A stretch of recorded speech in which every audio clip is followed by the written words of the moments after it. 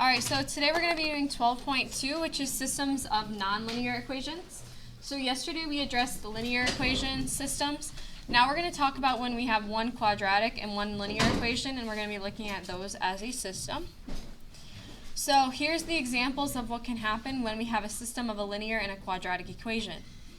You can have two solutions where the line crosses through both sides of the quadratic. You can have one solution. That'll always be when the line goes through the vertex of the quadratic, whether it be on the top or bottom. And then we can have no solutions, and that's where the line and the quadratic never intersect or never will intersect. Okay, so keep in mind, if you only have a certain section of your quadratic, it may eventually intersect, so you do have to find that point. Okay, so the first example we're going to look at is going to be a graphing one. So first thing we have to do is we have to get a table to graph our quadratic. So I know it's been a while since we've done this, so let's go ahead and kind of talk about everything that we've addressed in the past. So in order to graph a quadratic, we're going to have to find what the vertex is. So to find the vertex, I'm going to see what form it's in, and does everybody see why this quadratic is in standard form? Ax squared plus bx plus c form. That means we can use a formula called the vertex formula, or the axis of symmetry formula, to find the vertex, or the x-coordinate of the vertex. So it's going to be x equals negative b, so b is going to flip signs, over 2 times whatever a is, which is negative 1. So that gives me what? Negative 1. So whatever you get is going to be the middle x value of your table. You're then going to take whatever that value is, and you're going to plug it back into the equation like this, and you're going to calculate what you get. So I got negative 1 plus 2 plus 3, which is what? 4. So 4 is going to be the y-coordinate of your vertex. So what you're now going to do with your table is you're going to go back 2 values and forward 2 values. And when we find the vertex, these numbers are always going to be what? The same, and these are also going to be the same. So you really only have to do the math 2 more times instead of 4 more times. So I'm going to start by plugging in 0. What happens if I plug in 0 here? I'm going to get 0 plus 3, which is? Good. If I plug in 1, I get negative 1 plus negative 1 minus 2, which is negative 3. Negative 3 plus 3 is? So this is 0. So that means this is 3 and this is also 0. So now you have sufficient information to graph your quadratic. So that's going to be at negative 3, 0, negative 2, 3, negative 1, 4, 0, 3, and 1, 0. And then there is a rule in the quadratic world. It's called the 1, 3, 5 rule. If your quadratic has an a term that is either 1 or negative 1. See how we technically go down 1 and to the right, down 3 and to the right. So that means we would go down 1, 2, 3, 4, 5 and to the right. So if you were to plug in 2, you would get negative 5, which means if I plugged in negative 4, I would also get negative 5 because it has symmetry. Okay, so it's called the 1, 3, 5 rule. Down 1 over 1, down 3 over 1, down 5 over 1. What do you think the next pattern would be? 7. So that's just a little bit of a trick if you want to get more points on your quadratic. Yes? How did you get x is equal to 2 over 2 negative 1? This formula right here. So once I have my quadratic, I'm just going to connect it. And if you don't want to use that rule, how could I have found negative 4 and 2? Yeah, just plug them in. So that's just optional. Alright, next thing I'm going to do is I'm now going to graph my linear equation right here. So that's going to have a y-intercept of negative 1. And then what's the slope going to be here? Up 1 over 1, up 1 over 1, or you can go down 1 to the left 1 as well to get the rest of the line. And once I have some points on that line, I can connect them to get my linear equation. It's not perfect, but you get an idea. So what would be the 2 solutions to this system?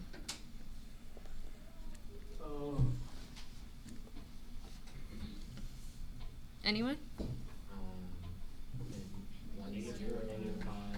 Good. -4, -5, and 1, 0, because that's where they intersect. So that's how you do it graphically. Not usually the way you're going to do it very often, but it is important to understand how they look on a graph, more so.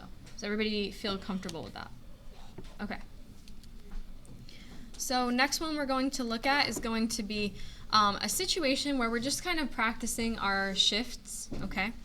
So it says here we have a line, y equals d, okay? In this case, you can see d is -2, okay? Because y equals -2. And our quadratic. Where do these two things intersect? What's the solution to this current system? 1, -2, right? Now, what if we took our line and shifted it, what? Up 2 units. That would put my line right here, right? So what would be my new solution? -2, 0. Good, -2, 0, and 4, 0. What if instead I took my line and I shifted it down 2 units? No solution. No solution. So the moral of the story on this one is if your line shifts up or down, that can affect the number of solutions you have. Seems kind of like silly, but you know. Okay. So now we're going to learn how to solve these by substitution, just like we did yesterday, but we're going to be dealing with quadratic equations instead of just linear equations. So that's where it differs from yesterday. That extra page is just a misprint. It just had an extra page on there, so you can use it as scrap paper, whatever. Okay. So as you can see here, these are both equal to y, which means that I can set them both equal to each other. So I got x minus 1 equals -x squared minus 2x plus 3. And then your goal with a quadratic is to get everything to one side of the equation. I'm going to choose to move it to the left because I want to make my x squared positive so I don't have to factor out a negative, but either way is correct. So I'm going to start by adding my x squared over to the other side. That's going to cancel. And then I'm going to add my 2x over. And then I'm going to subtract my 3 over. So that leaves me with x squared plus 3x minus 4 equals 0. Everybody good with how I got that? Now we're looking for factors of what? -4 that add up to what? Positive 3. Any ideas? Good. Positive 4 and -1. I can then take each of these and set them equal to 0 and solve, which gives me x equals -4. good, and x equals positive 1. That's going to be the x coordinates of my two solutions, right? Now, how could I then go about finding the y coordinates of my solutions? Plug it in. Would I rather plug it in the first one or the second one? Yeah, neither one is wrong, but the second one's going to be a little easier, right? So we get y equals -5, and the other one's going to be y equals what? 0. So do you notice that this is the same system we dealt with earlier that we solved graphically? Now we just solved it algebraically. So keep in mind, same thing, just different options. Okay. All right. Next one, same idea. You can either plug in for x. The reason I don't want to do that is because if I plug in for x and that's squared, if it's y minus 2 squared, I'm going to have to FOIL it, so that's harder. What's another way I could deal with this? Yeah, exactly. Make everything equal to y, so I got y equals x plus 2. Now I can set them equal to each other, right? So if you would have done it the other way correctly, it would have also been fine, but I just tried to go the easier route. So now that they're both equal to y, I can set them equal to each other. And then your goal here is to get everything to one side of the equation.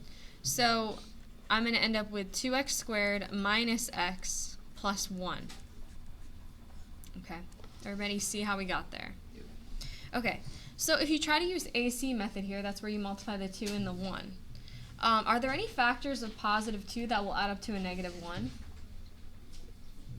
No. The factors of positive 2 are going to be 3 and -3, right? So unfortunately, this does not factor. So you would just say does not factor. And how do we deal with quadratics that don't factor? Yeah, when it doesn't factor, we're going to use a quadratic formula. Do y'all remember this?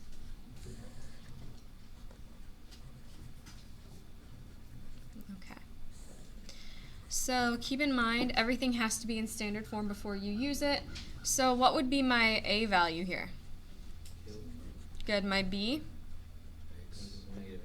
Negative X. -1.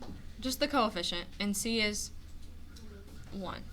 So that's going to be x equals 1 plus or minus the square root of -1 squared minus 4 times 2 times 1 all over 2 times 2.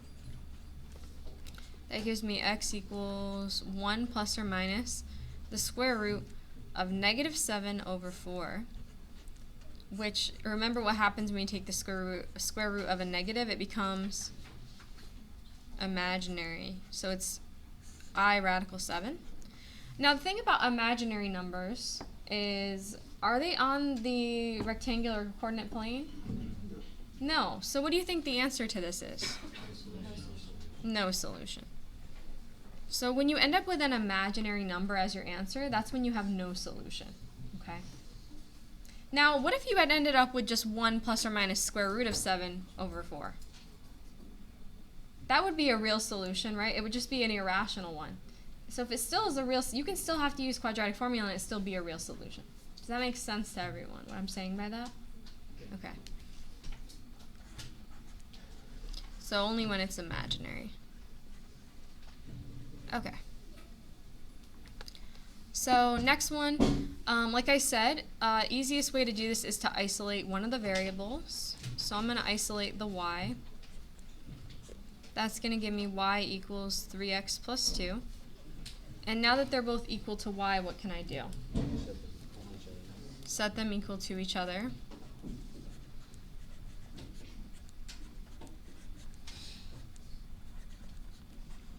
And then your goal is to get everything to one side of the equation. Like I said, I try to get rid of that negative, so I'm going to add everything or subtract, well, whatever I need to do, to bring it to the other side of the equation.